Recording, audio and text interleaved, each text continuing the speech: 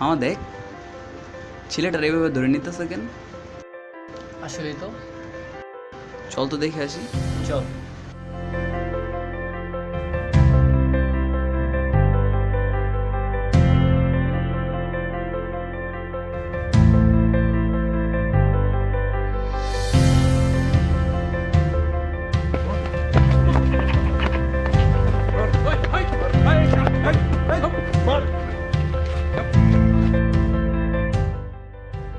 কি ভাই, পোলার টানে মারতাছেন কে?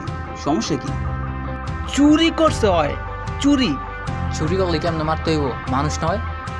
চুরি করছে হয়, মারবো না তো কি করব? একবারও জিজ্ঞেস করছেন কেন চুরি করছো? সেটা তো জিজ্ঞেস করেন না।